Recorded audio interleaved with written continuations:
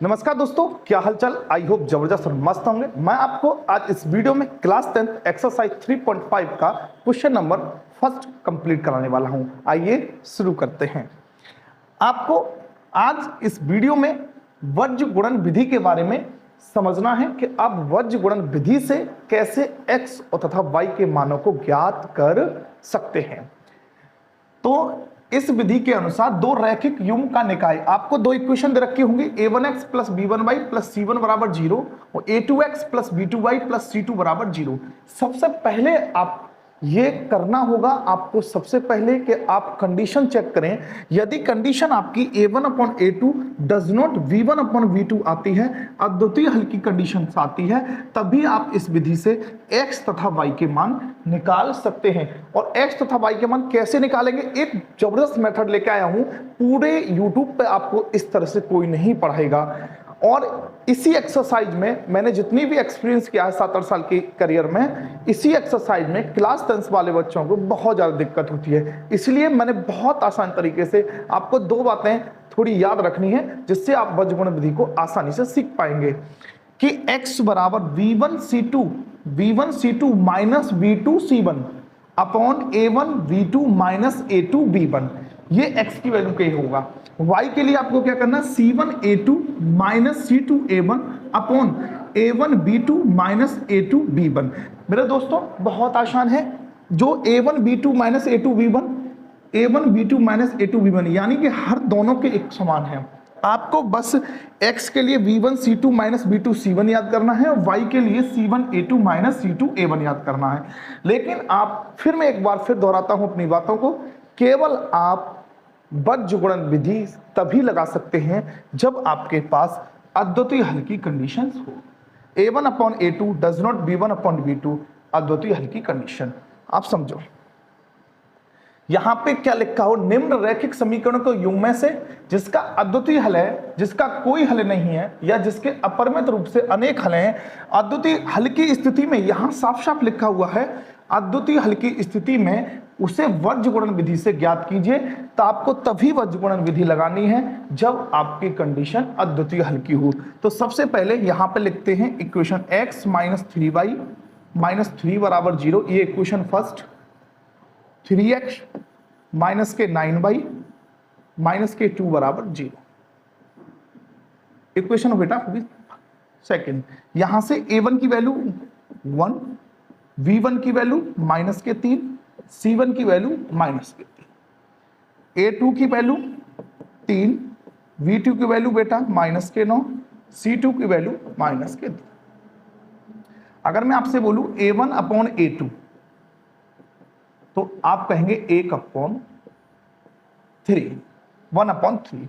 अगर मैं आपसे बोलूं v1 अपॉन v2 तो आप बोलेंगे माइनस के 3 अपॉन माइनस के 9, 3 1 जा 3, 3 3 जा 9। तो v1 अपॉन v2 की वैल्यू आ गई बेटा 1/3। अगर मैं आपसे बोलूं c1 अपॉन c2 तो माइनस के 3 अपॉन, यहां से आपको क्या दिखाई दे रहा है कि a1 अपॉन a2 बराबर है v1 अपॉन b2 के, और लेकिन बराबर नहीं है c1 अपॉन c2 के। यानी कि a1 अपॉन a2 बराबर है v1 अपॉन b2 और डज नॉट किसके बराबर है, c1 अपॉन c2 के।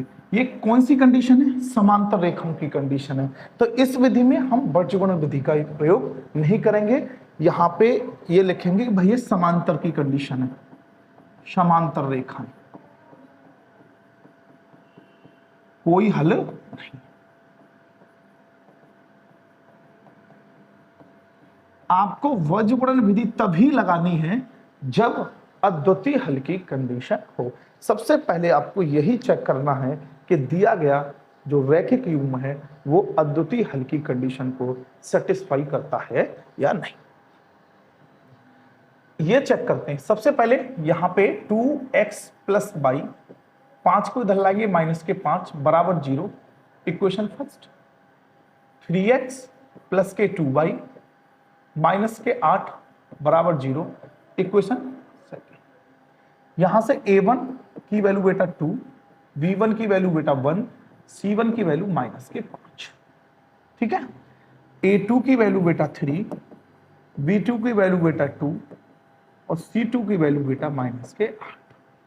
अब कैसे, ये देखो, ये A1 है, ये V1 है, ये C1, ये A2, ये V2 और ये C2, ठीक है।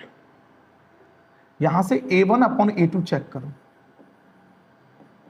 2/3। अगर मैं आपसे बोलूं V1 अपॉन V2, तो V1 की वैल्यू 1 और V2 की वैल्यू 2। यहां से आपको दिखाई भी दे रहा होगा कि यहाँ 2/3 है, यहाँ 1/2 है। तो हम लिखेंगे A1 upon A2 does not V1 upon V2। ये आपस में बराबर नहीं है। और ये कौन सी कंडीशन को रिप्रेजेंट करता है? अद्वितीय हल की कंडीशन को। इस कंडीशन में आप वज्रगुणन विधि का प्रयोग करेंगे। वज्रगुणन विधि के लिए मैं डायरेक्ट आपको फॉर्मूला लिखवा रखा सबसे पहले स्टार्टिंग में। x की वैल्यू कैसे निकालेंगे? v1 c2 minus b2 c1 upon a1 b2 minus a2 b1। y की वैल्यू कैसे निकालेंगे? c1 a2 minus c2 a1 upon a1 b2 minus a2 b1। ये a1 b1 c1 कहां से आएंगे? इन दोनों इक्वेशन से आएंगे। जहां पे हमने a1 b1 c1 लिखा रखा है, a2 b2 c2 निकाल रखा है, उनकी वैल्यू धीरे धीरे रखें, आराम से सॉल्यूशन करें, आराम से x तथा y के मान निकल आएंगे। देखो कैसे, v1 1, c2 माइनस के 8, इसको ऐसे कोष्टक में बीच में माइनस, b2 2, c1 माइनस के 5, a1 2, b2 2, एक कोष्टक में रखो माइनस के। उधर के बाद a2 की वैल्यू बेटा 3, a2 v1 की वैल्यू 1। देखो बहुत प्यार से सॉल्व करेंगे। 8 एकम 8, तो ये माइनस की 8 हो गई, माइनस माइनस माइनस प्लस, और 5 दूनी 10, 2 दूनी 4, 3 एकम 3। बहुत प्यार से देखो, 10 में से 8 गए तो बेटा 2, 4 में से 3 गए तो 1, तो x की वैल्यू आ गई बेटा 2। बहुत आसान तरीके से। अगर आप बुक के मेथड पे जाते हैं तो ये आपके लिए बहुत ज्यादा कॉम्प्लेक्स हो जाता, बहुत ज्यादा कठिन हो जाता। बस आपको x की जो फॉर्मूला सा बनाया है उसको याद रखना है। अब इधर देखो y का कैसे निकालेंगे? c1 की वैल्यू लाओ, c1 है माइनस के 5 और a2 कितना है 2। यहां से देखो a2 कितना है 3, c2 देखो बेटा माइनस के 8, a1 बेटा देखो 2 अपॉन a1 बेटा देखो यहां से 2, बेटा b2 देखो 2, इसको कोष्टक में माइनस के। यहां से देखो a2 बेटा कितना है? a2 है हमारा पास 3 और b1 कितना है बेटा 1। देखो और जल्दी कैसे कर सकते हैं? देखो यहां पे ये सेम बनेगा, ये सेम बनेगा, ठीक है। तो y इज इक्वल टू 5 दिया 15, 8 दूनी 16 और माइनस और माइनस प्लस, 2 दूनी 4, 3 एकम 3, 16 में से 15 गया तो 1, 4 में से 3 गया तो 1, तो y बराबर कितना हो जाएगा 1। बहुत आसान तरीके से हमने x और y की वैल्यू निकाल ली। कौन से तरीके से? वज्रगुणन विधि से, ठीक है। फिर एक बात दोहराता हूं, वज्रगुणन विधि आपको तभी लगानी है जब आपके दोनों निकाय जो हो अद्वितीय हल की कंडीशन में हो। अद्वितीय हल मतलब एक सॉल्यूशन, मतलब a1 upon a2 does not v1 upon v2 पथजेदी रेखाएं जो होती हैं उसकी कंडीशन को सेटिस्फाई करता है, ठीक है। चलो अगर मैं आपसे बोलूं 3x माइनस के 5y माइनस के 20 बराबर 0, इक्वेशन फर्स्ट। क्या किया? 20 को इधर ले गए, 6x माइनस के 10y माइनस के 40 बराबर 0, इक्वेशन हो गई सेकेंड। A1 की वैल्यू हो गई 3, V1 की वैल्यू हो गई -5, C1 की वैल्यू -20, A2 की वैल्यू हो गई बेटा 6, B2 की वैल्यू हो गई बेटा -10, C2 की वैल्यू हो गई -40। अगर मैं आपसे बोलूं A1/A2 यहां से चेक करूं तो 3/6, 3 एकम 3, 3 दूनी 6, तो A1/A2 1/2 आ गया। अगर मैं आपसे बोलूं, देखो यहां से कलर चेंज करके देख, माइनस से माइनस, 5 एकम 5, 5 दूनी 10, तो V1/V2 वो भी कितना आ गया 1/2। अगर मैं आपसे बोलूं, देखो माइनस से माइनस, 20 एकम 20, 20 दूनी 40, C1/C2 वो भी कितना आ गया 1/2। आपको आपके लिए मैं इसमें 10 सेकंड देता हूं, आप 10 सेकंड सोचिए, फिर मेरे को ये बताइए कि ये किस कंडीशन को सेटिस्फाई करता है, समांतर की, प्रतिच्छेदी की या समपाती की। देखो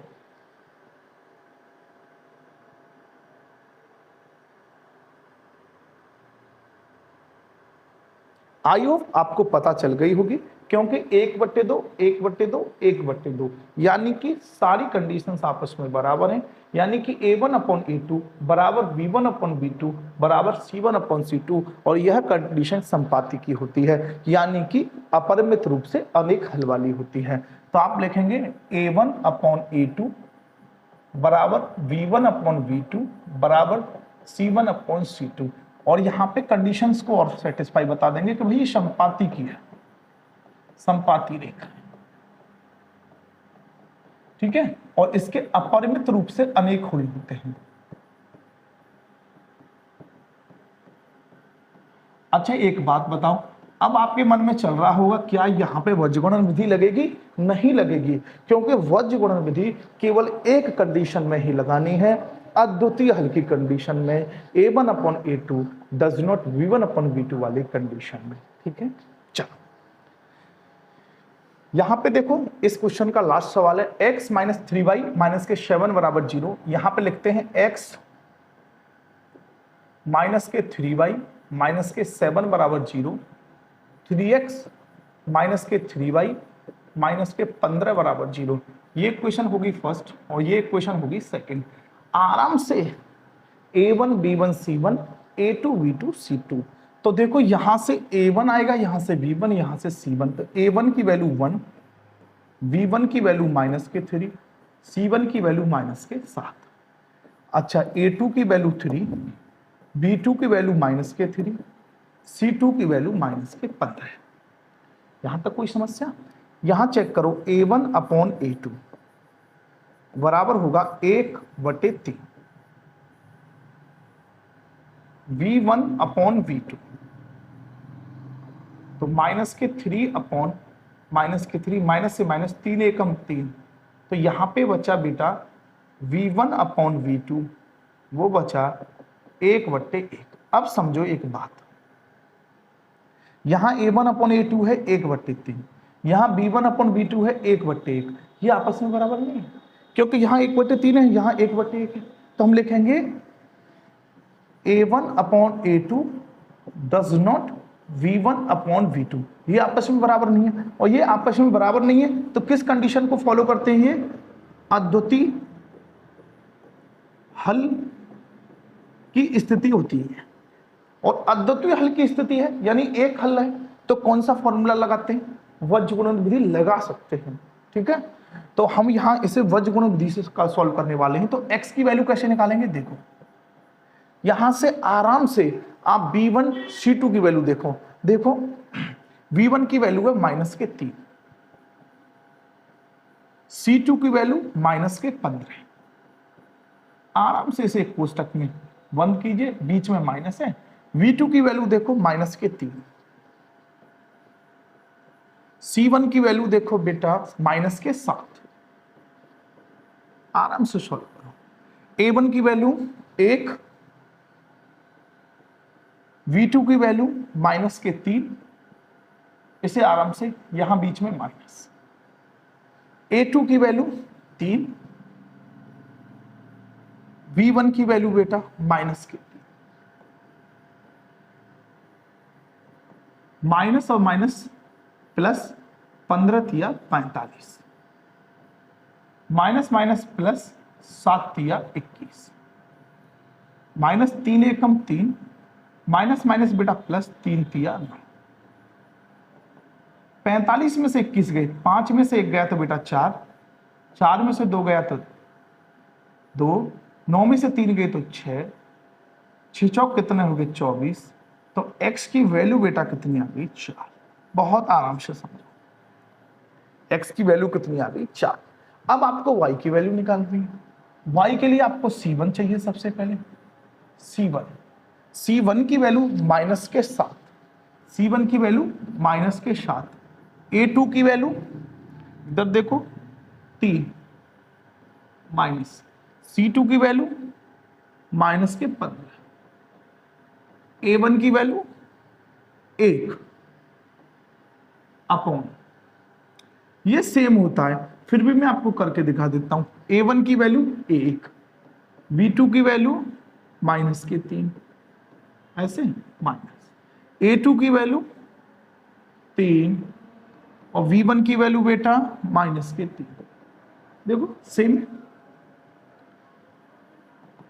माइनस के 7 तिया 21, ये माइनस माइनस प्लस, 15 एकम 15, माइनस के 3, ये माइनस माइनस प्लस, 3 तिया 9, 21 में से 15 गए तो माइनस के 6, 9 में से 3 गए बेटा कितने बचे 6, 6 एकम 6, y की वैल्यू बेटा माइनस के 1। बहुत आराम से आज कम से कम आपको इन्हीं दो जो आपके पास फॉर्मूले हैं इनकी ही आप प्रैक्टिस कीजिए, ठीक है। और आपको ज्यादा कुछ करने की इस एक्सरसाइज में जरूरत नहीं है। अगर आपको ये दोनों बातें आती हैं और ये बात आपको पता है कि ये वर्गगुणन तब लगेगा जब अद्वितीय हल की कंडीशन हो, तो आपको वर्गगुणन के सारे सवाल बहुत आसान लगेंगे। अगर आपको ये याद नहीं हुए तो वर्गगुणन विधि आपको बहुत ही कठिन लगेगी, ठीक है। तो आज के लिए बस इतना ही, मिलते हैं नेक्स्ट वीडियो में, और तब तक के लिए नमस्कार, जय हिंद, जय भारत।